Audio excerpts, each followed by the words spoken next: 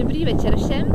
Pro ty z vás, kteří mě neznají, tak já se jmenuji Pavlína a společně s Lindou a s Ajkou vám dneska řeknu něco málo o Rusku.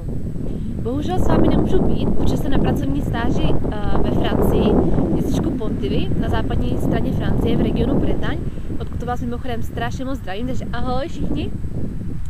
Já jsem si dneska kvůli vám schválně vyšla do města, aby se to měli trošičku i s místní kulturou, takže takhle za mnou v pozadí můžete vidět zámek Rohan, to je tak na okraji. Tak, ale dneska to není o Rusku, dneska to není o Francii, o ní třeba někdy jindy příště, takže já jsem si pro vás připravila takové povídání, pomocí kterého bych se s vámi chtěla podělit o zážitky ze svého pobytu v Rusku. Doufám, že si to užijete, doufám, že mi budete rozumět, protože já mluvím docela dost rychle, ale snažím se zpomalovat, když tak on tam prosím tě nějaký slow play nebo něco takového, jo. Takže doufám, že si to dneska pořádně užijete a přeji vám příjemný večer. Tak, no gotovi? Já gotová. Pojďme. Tak jak už jsem říkala, tak já jsem v Rusku byla necelých 5 měsíců. Nejdříve jsem od půlky března do konce května působila v Nižním Novgorodě, kde jsem na základní škole, na soukromé základní škole učila český jazyk, angličtinu a francouzštinu. A pak jsem od 7. června do 7. srpna byla zase v Petrohradu, kde jsem pracovala pro jednu začínající firmu v oblasti marketingu. Obě tyto stáže jsem si našla prostřednictvím studentské organizace ISEC, a je to ISEC, ne ISEC, není to ta zelená studentská kartička. ISEC je mezinárodní studentská organizace, která se právě zabývá touhle zahraniční výměnou studentů s zahraničními stážemi. Já sama jsem byla jejich členkou, tak kdybyste měli někdo zájem, tak mrkněte na web, to je taková jakože trošku menší reklama, byste věděli. No a tak zpátky k tomu Rusku, já bych začala asi něco nejdřív málo o Nižním Novgorodu. Já nevím, jestli ho někdo vůbec znáte, jestli tam někdo byl, tak pro ty, co nevědí, tak Nižní Novgorod je asi 5. největší město Ruska, že je zde přibližně 1,5 milion obyvatel, takže to je přibližně velké jak Praha, možná trošičku větší. Nižní Novgorod se nachází asi 500 km na východ od Moskvy a leží na soutoku 2 velkých řek, Aky a Volhy. Ty řeky jsou fakt strašně ohromné, to se s našimi nedá vůbec srovnávat. Já když jsem se vrátila pak do Prahy, tak mě Vltava přišla jak takový malinkatý potůček. Ostatně se můžete podívat sami, tady na obrázku vidíte soutok Aky a Volhy. Z pravé strany vám přitéká Volha, která je z části zamrzlá a není úplně viditelná, ještě tak jakože je jednou tolik širší, a z levé části je právě Aka. Historická část města se nachází na pravém břehu Volhy a je tvořena převážně Kremlem. Kreml, jak si někteří mohou myslet, není pouze v Moskvě, ale i v jiných městech Ruska, například právě v Nižním Novgorodě nebo v Kazani.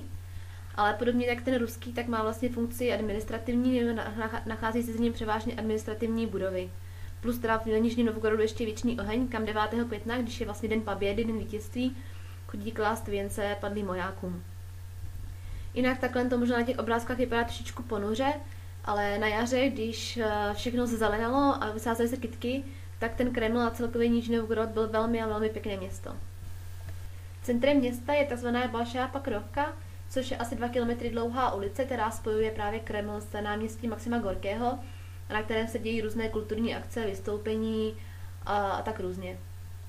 Jinak v Nižním Novgorodu je spousta kostelů, chrámů, dokonce tam je jedna mešita.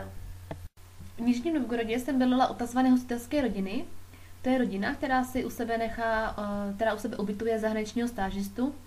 Já si myslím, že pro mě, pro jako cizince, je to úplně nejlepší způsob, jak se seznámit s ruskou kulturou, s ruskými tradicemi a naučit se místní jazyk. Moje rodina byla naprosto úžasná, fakt úplně bombový byli.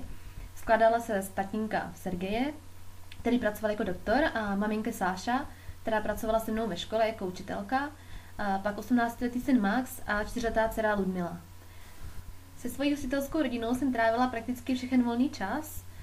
My jsme spolu jezdili na výlety, byli jsme v akvaparku v Moskvě, na Šeremetělově zámku, brali mě na různé rodinné návštěvy, slavili jsme mé narozeniny, byli jsme lyžovat, s malou Lucy jsme si hodně hráli, díky ní jsem se právě zlepšila v ruštině, naučila jsem se slovíčka, jako že budeme hrát na schovávanou, na honěnou, nelektivně a tak dále. Myslím, že díky nim se mi trošičku podařilo pochopit ruskou mentalitu. Už občas chápu, proč se Rusové chovají tak, jak se chovají a proč si myslí to, proč co si zrovna myslí. Nicméně jsou zde stále věci, které mi na rozum nejdou. My jsme bydleli na ulici Lermontova, asi necelých 10 km od centra města. Tady se můžete podívat na náš dům a on takhle na první pohled vypadá docela hrozně, hlavně ten plot, ale popravdě to byl jeden z lepších domů v okolí, protože ostatní domy kolem nás byly dřevěné. Tam, kdo má dům z cihel, tak už je někdo, to už jakože něco znamená. Jinak ten plot, no to je hruza, prostě vonitý plech, takových plotů tam je víc. Já když jsem se Saši ptala, proč se nepořídí nějaký hezčí, třeba nějaký dřevěný, tak mě říkala, že to je z toho důvodu, že by se jim strašně prášilo do zahrady. Což vlastně je pravda, protože příjezdová cesta, která k nám vedla, tak byla prašná. I když jsme bydleli prakticky v centru města, tak asfaltka tam žádná nebyla. To třeba v porovnání s Petrohradem, když jsme pak byli za kousíček za Petrohradem v chatové oblasti, tak tam byla prostě všude krásná asfaltka, nádhera. A tady v Nižním Novgorodu, pravé Rusko, prostě prašná cesta. V zimě tam samozřejmě to nikdo nevyhrnoval, tam bylo sněhu po kolena ještě víc. A hlavně to byla jedna díra vedle druhý. To bylo prostě, jsme tam jezdili autem každý ráno, to byl tankodrom, to bylo šílený. Plus jedna taková perlička z ruských domácností, respektive z ruských záchodů, která mě docela zaskočila. Já jsem tady viděla, že do tureckých záchodů se nesmí házet papír, ale byla jsem velmi překvapená, když jsem přišla vlastně na záchod v Rusku a tam bylo napsané, že neházíte toaletní papír do mísy. Tam, ačkoliv mají keramické mísy, jak máme my, tak se papír prostě do potrubí nehází. Je to z toho důvodu, že by se to mohlo ucpat. Což je zajímavé, protože v Nižním Novgorodu, teda ve většině zařízení, i v restauracích, i v školách, se papír házel do koše vedle, zatímco v Petrohradu jsem se s tím nikde nesetkala. Nevím teda, jakou zkušenosti mají holky, ale jestli vám povypráví pak oni, ale tak jen tak pro zajímavost z mé strany ohledně WC. Tak a nyní něco o dopravě, což je taková kapitola sama o sobě. Já myslím, že jste asi všichni viděli nějaká videa na YouTube ohledně ruských řidičů. Popravdě tak nějak to tam vypadá, odpovídá to realitě. My jsme jezdili do práce každý den autem a někdy nám cesta trvala až 1,5 hodiny a to bylo necelých 10 kilometrů. Tady se právě projevila ruská mentalita, kterou já občas nechápu.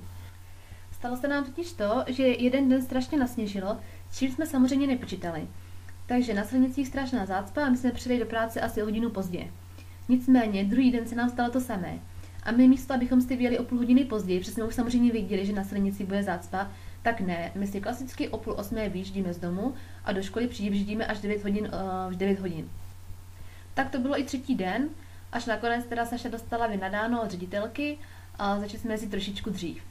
Nicméně podobnou mentalitu měli ostatní učitelé a oni věděli, že prostě cesta maršrutkou jim potrvá strašně dlouho a místo, aby si vyjeli o hodinu dřív, tak prostě ne, jezdili jak klasicky a pak akorát izviníte, pažalsta, od tam próbka. Dle způsobu ježdění v Rusku mi přijde, že Rusové moc nepřemýšlí o budoucnosti nebo o tom, co se bude dít dopředu. Představte si, že jedete prostě na silnici, máte tam 3 jízdní pruhy a jedete v pravém jízdním pruhu úplně na kraji, ale potřebujete odbočit doleva. No a jak by to vypadalo u nás? Tak u nás byste se prostě postupně zařadili do toho levého, pomaličku pojížděli, až byste byli v levém pruhu a tam prostě pak pomaličku odbočili. V Rusku to tak nevypadá. V Rusku prostě, když lidé spěchají, tak spěchají a to znamená, že prostě vy jedete, před váma dlouhatánská kolona aut, vy celou předjedete a pak ještě před nima odbočíte, jo. Takže pro mě něco nepochopitelného, já bych to byla úplně vynervovaná, ale v Rusku mě překvapilo ještě nejen to, že takhle odbočejí, ale i to, že ostatní řidiči je pustí a berou to úplně v pohodě. Jinak, jak všichni víte, tak v Rusku je docela dost levný benzín, tam 1 litr stál 28 rublů, což bylo fakt úplně nic, takže tam skoro všichni jezdí autama. Každá rodina, nebo nevím, jestli to je úplně každá, ale má minimálně 1-2 auta, jedno takové velikánské a jedno takové menší. S tím samozřejmě platí, že kdo má větší auto, ten největší macha na silnici a ten si to může víc dovolit.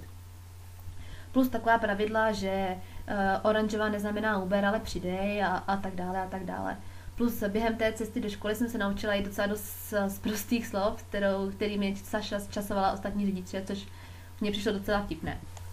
Celkově můžete v Rusku na silnicích potkat dost českých škodovek, českých aut. Oni se totiž v Rusku přímo vyrábí, konkrétně v Nižním Novgorodu je závod, který se specializuje na výrobu škodovek. V tom závodě je i český management a díky tomu já jsem vlastně byla v Rusku, protože čeští manažeři tam žijí s těmi rodinami a i s dětmi, které pak chodí do ruské školy a já jsem jim tam pomáhala právě s hodinami českého jazyka. Tak a nyní něco málo o městské hromadné dopravě.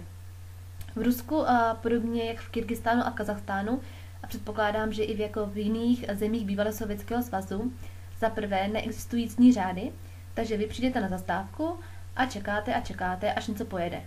Což není úplně nejlepší, když třeba máte naplánovanou schůzku na určitou hodinu a vy nevíte, jestli budete na autobus čekat půl hodiny, hodinu anebo 5 minut. Jo, mně se třeba stalo, že jsem zde měla do školy a tramvaj, která jezdí obyčejně každých 15 minut, tak zrovna nejela, či já jsem tam čekala půl hodiny a i déle, což v té zimě nebylo úplně zrovna nejpříjemnější. Další věc, která platí pro všechny tyto země, je, že se nedají koupit jízdenky před prodejí. To znamená, že vy zaplatíte buď řidiči při výstupu, nebo během jízdy, to znamená, že peníze posíláte po ostatních lidech dopředu, pokud je samozřejmě nacpáno, a nebo je v autobuse tzv. Konduktor, který chodí, peníze vybírá a dává místo nich takové lístečky, jakože papírky, které nám jsou celkem k ničemu, protože tam samozřejmě žádný revizoři nejsou. No a za třetí, co se občas stává, také to, že autobusy si jezdí tak, jak se jim zachce a prostě nerespektují trasu, která jim je daná. Mně se takhle jednou stalo, že jsem jela maršrutkou, což je vlastně takový jakoby autobus, a chtěla jsem se dostat na stanici metra Proletářskaja, a tak jsem sedla na autobus a tam se jestli jde na Proletářsku a oni, že jo.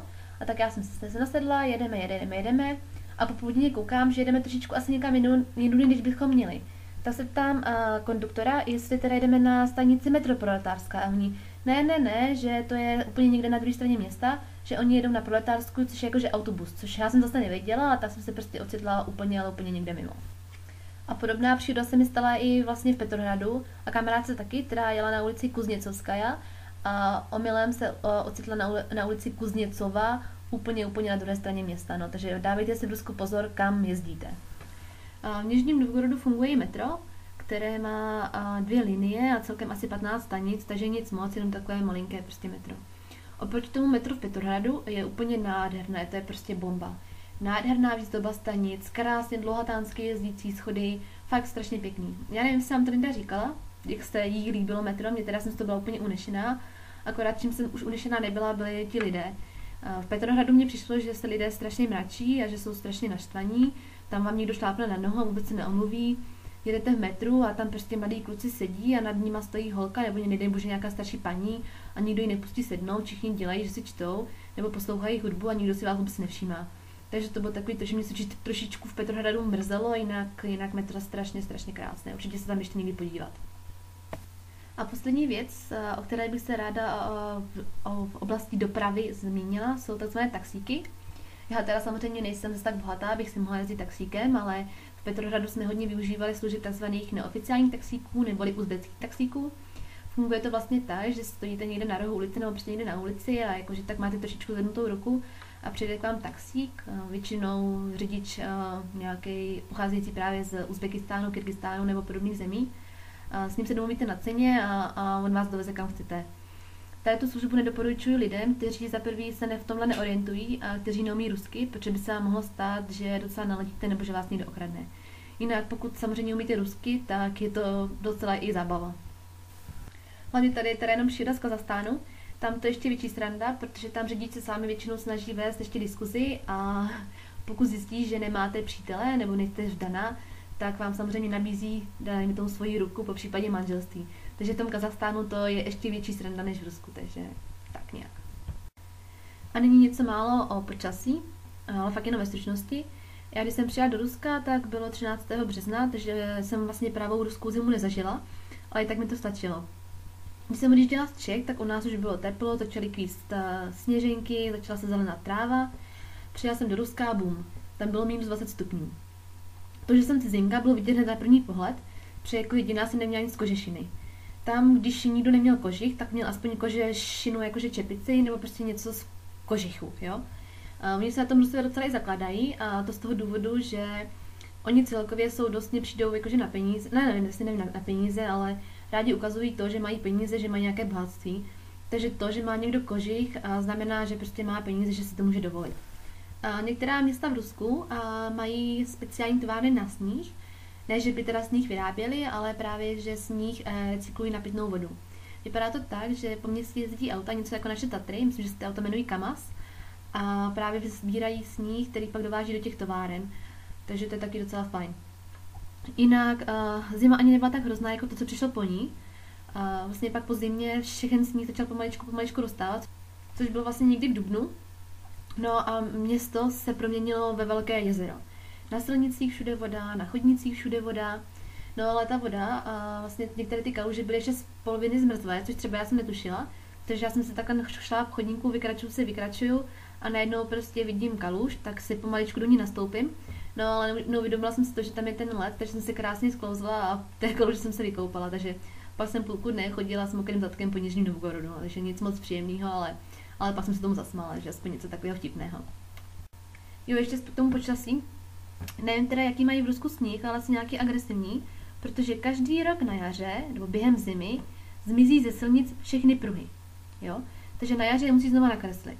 Což je tak až někdy v květnu, takže mezi období leden nebo únor až květen nejsou na silnicích nakresleny žádné pruhy.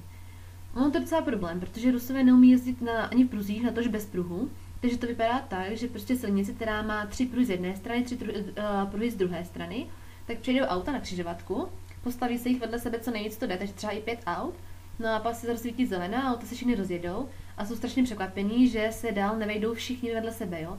Takže se začne troubit a tak dále, no takže trošičku chaos. Většina lidí se mě ptá, tak co Pájo, jak ti v Rusku chutnalo, jaká tam je kuchyně? No já nevím, já nedokážu moc posoudit, jakože nevidím zase takový velký rozdíl mezi českou a ruskou kuchyní, jako třeba mezi českou a čínskou. Jediné, co se mi v Rusku, nebo ne jediné, ale co se mi docela líbilo, byl způsob pití čaje. Oni na to mají takový jakoby rituál, určitě všichni znáte samovar, tam většina rodin má vlastní samovar, i když samovar neslouží k tomu, abyste ten čaj připravil, ale vlastně pouze k ohřátí vody, takže to je vlastně taková rychlovarná konvice, stará. No ale oni nepijí čaj v sáčku, teda ve všední den samozřejmě ano, ale během víkendu, když jsou s rodinou, tak pijí čaj na zavážku, to znamená, že se udělají takový silný odvar z čaje, který pak postupně ředí vodou. Čaj mají většinou černé nebo zelené, ovocné čaje tam je strašně minimum a čaj pijí neslazené, ale zase nedostatek cukru kompenzují s dostatkem sladkostí na stole, takže tam je strašně moc čokolád a bonbonů, prostě je super. Jinak to jsem si všimla, že já teda nevím, jestli to ve všech rodinách, nebo aspoň té naší to bylo tak, že Saša skoro vůbec nepekla o víkendu. Já jsem zvyklá, že u nás vždycky babička nebo mamka o víkendu napečou bábovku, perník nebo cokoliv a tam prostě ne. Tam se právě většina těch sladkostí, bábovek a tak koupí, takže málo co je domácí. Určitě všichni znáte pyrošky, pelmeně, klasická ruská jídla. A nevím, jestli z někdo z vás zná akrošku, se pojďte tady na obrázek. Tak akroška je vlastně takový zeleninový salát, je tam vlastně zelenina, jsou tam brambory, vajíčko, salám tam může být, kopr samozřejmě a to vše je nakonec zalité kvasem. To se většinou jí na léto, je to takové osvěžující studená polévka, docela fajn to je. Nyní velmi důležitá informace pro nás, pro Čechy, ohledně piva. Takže pokud pojete do Ruska a chcete přivést někomu nějaký dárek, tak rozhodně mu nevozte české pivo, protože to se tam nakoupí na každém rohu, hlavně Kozel a nebo Staropramen. Pivo v Rusku je dle mého názoru docela drahé, pohybuje se od 70 rublů do 250, takže nic moc. Každopádně, pokud chcete v Rusku tak trošku rychleji opít a ušetřit, doporučuji koupit si krepkové pivo, které má 9% a litr a půl stojí 90 rublů, což je stejně jako za litr a půl normálního piva. Takže v rámci úspor doporučuji krepkové pivo. Koukám, že už mluvím docela dlouho, tak se to pokusím zkrátit trošku a urychlit.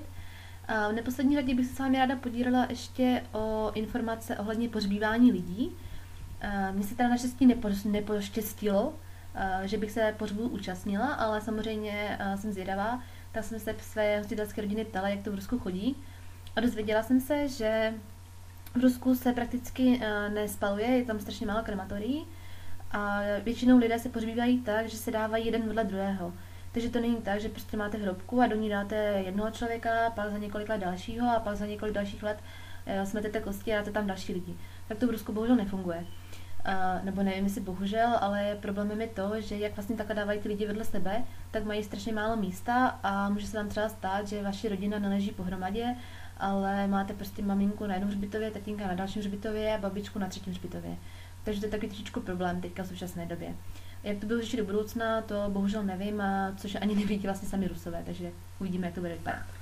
A ať nekončíme úplně tak ponuře u pohřbu, tak já bych ráda to svoje 5měsíční působení v Rusku tak nějak optimisticky shrnula. Ačkoliv jsem k Rusku nikdy nechovala nějaký vřelý vztah, spíše naopak. V Rusku jsem neměla moc ráda, především z historického hlediska, to z důvodu z 68. roku a celkově z období komunismu. Nicméně pobyt v Rusku jsem si maximálně užila a celkově se mi tam strašně moc líbilo. Spousta mých kamarádů a známých se mě ptá, jestli bych dokázala v Rusku žít. Popravdě asi ano, já si dokážu totiž sebe představit žít prakticky kdekoliv. Ono to totiž není tolik o zemi, kde jste, nebo o místě, kde jste, ale o tom, s jakými lidmi jste. A já jsem v Rusku poznala spoustu zajímavých lidí, ať už Rusů nebo jiných národností. Strašně moc se mi tam líbilo. Takže pokud se chystáte do Ruska, tak já vám přeji, ať máte spoustu krásných zážitků, ať se vám tam líbí. Pokud máte jakékoliv dotazy, tak neváhejte mě kontaktovat na mé e-mailové adrese pavlina.vomácková@gmail.com. Po případě, pokud máte zájem dozvědět se více informací o Rusku, protože přece jenom teďka to bylo takové krátké, tak já jsem si vedla blog, nejen z Ruska, ale i když jsem byla v Kazachstánu, tak pokud máte zájem se dozvědět něco i o této zemi, tak se mrkněte na pavlina.v-kazachstánu.blogspot.fr. No, ta koncovka se vždycky mění podle země, kde zrovna jsem. Já vám přeji krásný zbytek večera a doufám, že se třeba někdy potkáme na dalším vyprávění nebo třeba někde v zahraničí. Tak do svidáňa, do stréči.